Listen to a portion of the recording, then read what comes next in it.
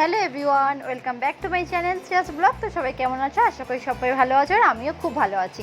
আমার একটা মিনি ব্লগে তোমাদের সবাইকে অনেক অনেক ওয়েলকাম। আর আজকে হচ্ছে সানডে, আর সামনে যেহেতু পুজো চলে আসছে, তো আমি বেরিয়ে পড়েছিলাম টুকটাক কেনাকাটা করতে। তো আজকে মেনলি আমি কিনতে যাচ্ছি আমার শাশুড়ি মায়ের জন্য কাপড় কিনতে যাচ্ছি। তো আমারও একটা কাপড় খুব পছন্দ হয়ে গেছিলো, আমিও নিয়ে নিয়েছি।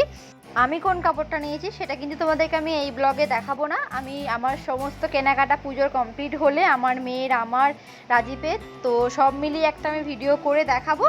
কিন্তু আজকে আমি শাশুড়ি মায়ের কাপড়টা দেখিয়ে দেব।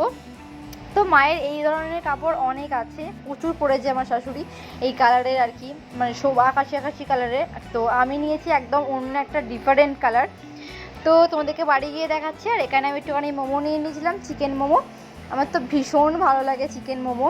আমি এখন দিন দিন যেন সেই মোমোর প্রতি একটা ভালোবাসা বেড়েই যাচ্ছে।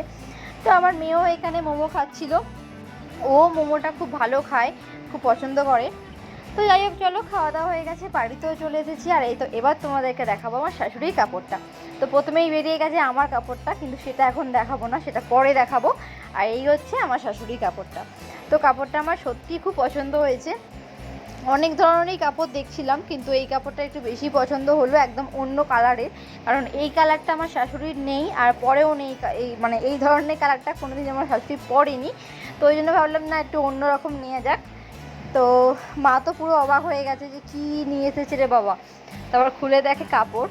তো বলছিল আর কি, যেমন সব মায়েরা বলে যে কেন নিতে গেলে, কেন কিনলে, তো দিতে হয় পুজোর সময়। তো চলো, মিনি ব্লগটা ভালো লাগলে like, comment, share and subscribe করে দিও চ্যানেলটা।